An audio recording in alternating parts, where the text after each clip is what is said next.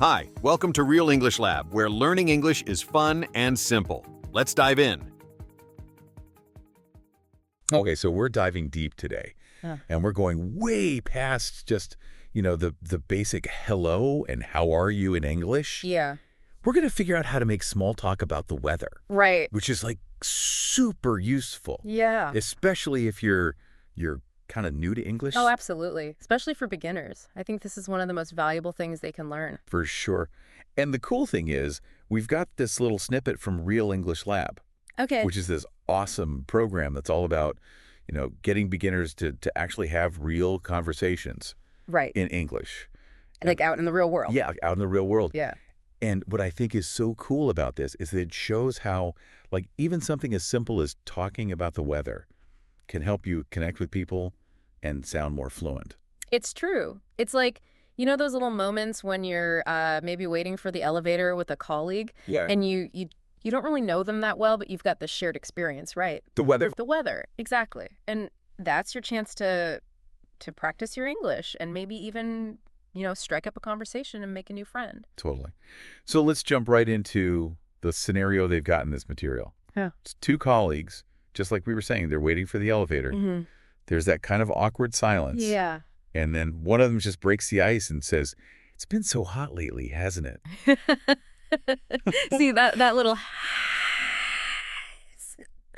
at the end, that's the magic touch. Right. It's not just like stating a fact about the weather. It's like you're inviting the other person to agree with you, Yeah.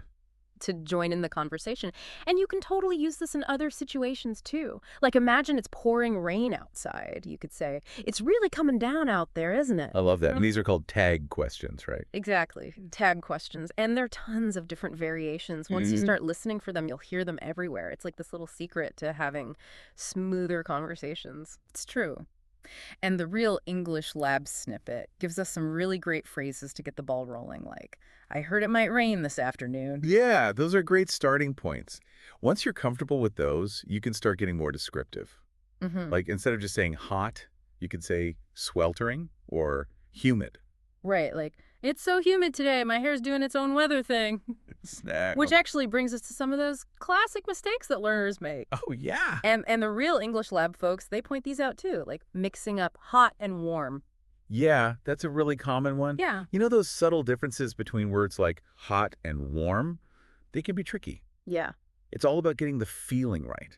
Think of warm as like a comfortable warmth, like a cozy sweater on a cool day. Right.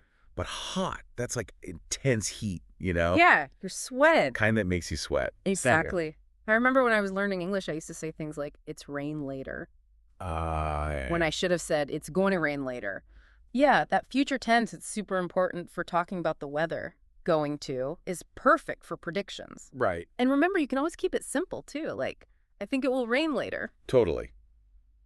Now, we all know and love the word nice. Oh, yeah, nice is great. It's a classic. Yeah, But the material points out that beginners sometimes overuse it.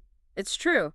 You can't go wrong with nice, but it's Yeah. a bit like using the same color to paint everything. Right. You want to add some variety, some texture, For sure. So instead of just nice, Yeah, try using words that are more vivid, exactly. like sunny, gloomy, breezy. Yeah, Those words really paint a picture. they do. They make the conversation so much more interesting. Okay, so wrapping up, it seems like our two big takeaways today Mhm. are mastering those weather adjectives Yes. and really nailing those predictions with going to.